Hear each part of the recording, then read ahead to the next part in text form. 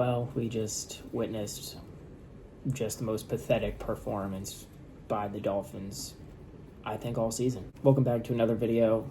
Game just finished. So you guys know, Chargers defeated the Dolphins today, 29-27 in Miami. Let's go over some of the player stats here. Justin Herbert, 29 for 38, 264 yards, 2 touchdowns. Vidal, their fourth string running back, 18 carries, 124 yards. Ladd McConkey, 7 receptions, 100 yards, and a touchdown. Moving over to the Dolphins, Jalen Waddle, 6 receptions, 95 yards. He had that really nice catch on his back there. And the best player on the Miami Dolphins, Devon Achane, 16 carries, 128 yards, and 2 touchdowns. And Tua, 21 for 32, 205 yards, 1 touchdown, 3 interceptions. So let's get into it. Let's break it down. And let's see how we all feel about this game. So I'm not going to lie, going into this game, I think all of us as fans are just thinking, okay, we lose this game. And, I thought we were going to get blown out. And we lose this game. Mike McDaniel gets fired. Maybe Greer gets fired down the line. Anthony Weaver gets fired down the line. And the Dolphins start out the game, and they look decent. Tua's doing all right. Other than the first, play of the game, second play of the game, hits Jalen Waddle right in his hands, bobbles it, interception. Then the defense looks okay, and then the offense, doesn't look great, but doesn't look terrible. And then we go into halftime. And whatever Mike McDaniel does at halftime, whatever adjustments he makes, if he makes any adjustments, he needs to just tell himself, I'm thinking about doing this. Okay, I'm not going to do it. Because when the Dolphins come out of halftime, you're looking at the Panthers game. Dolphins are up in that game, and then they just poop the bed. And then in this game, they do the exact same thing and let the Chargers get back into this game. Tua throws a terrible interception, and then, the Dolphins offense starts moving the ball down the field. There's 6 minutes left in the game, and now you're telling yourself, well, do we want the Dolphins to win this game? Do we? If you look at it from a standpoint of this team, if you're looking at the future, the best thing for the Dolphins is going to lose this game. So Mike McDaniel gets fired. Chris Greer is gone, and you can say whatever you want about the players, but they need to go too. Tua leads the Dolphins down the field and scores a touchdown. That's all you can ask. You can put the whole game behind him. You're like, you know what, Tua, you played bad today. At this point, we need you to go down the field, and we need you to score a touchdown to take the lead. And he did.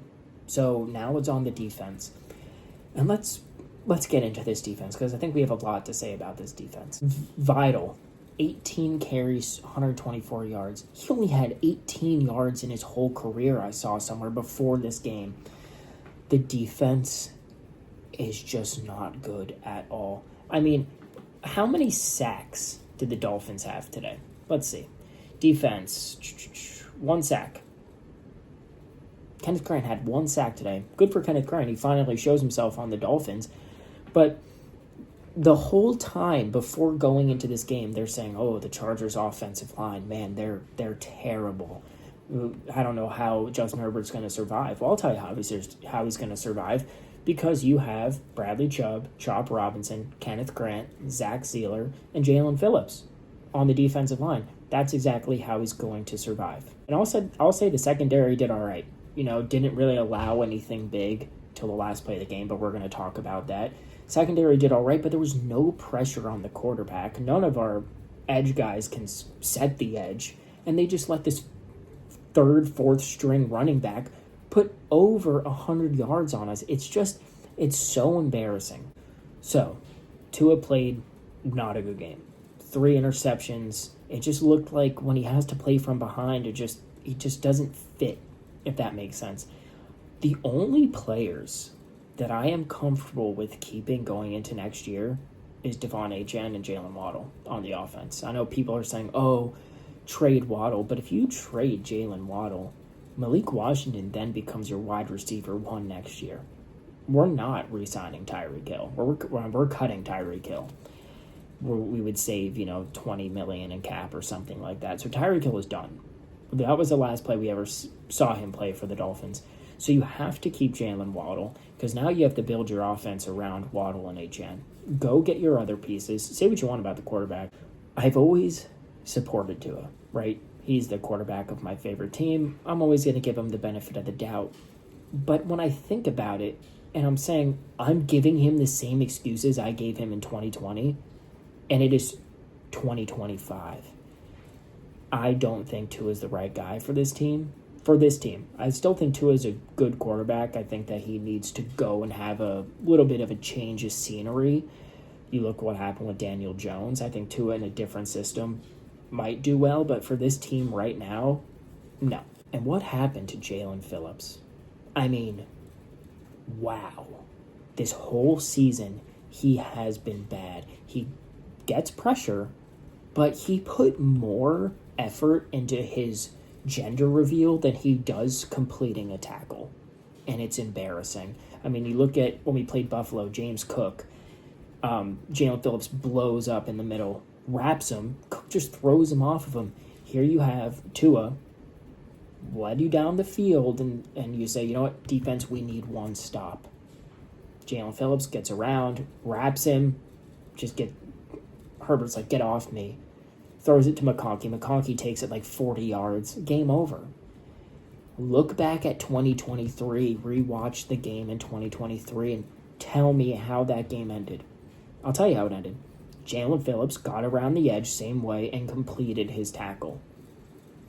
This year, he has been bad. This year, Zach Zeeler has been awful. He was getting manhandled today. And I know a lot of people are like, oh, like, you know, he's getting double teamed. Watch the film and watch number 94, Jordan Phillips, shed double blocks and get in the backfield. But honestly, you know, today was the best outcome. But of course the Dolphins did it in the most Dolphin way. You're like, okay, this game's over. And as a fan, as they start coming back, you're like, okay, like we can get this thing done. Go score a touchdown. And then they're just like, oh, screw you. We're not going to win this game. Like I said, this was the best outcome for the future of the Miami Dolphins. There is no way someone does not get fired today. McDaniel needs to be gone by 5 p.m. today. Chris Greer needs to be gone by 6 p.m. today, and Anthony Weaver needs to go. It's just embarrassing, and I'm planning on a lot of videos this week on how the Dolphins move from here. The trade deadline's coming up. Trade everyone. Tank the season. You're 1-5. The season's over. We're winning 2 games this year. We're beating the Jets, again, because the Jets are awful. We're 1-5, trade everyone, fire McDaniel, fire Greer, and fire Weaver. It's a pathetic organization, and it's a soft, weak team. Thank you guys so much for watching. Screw this team.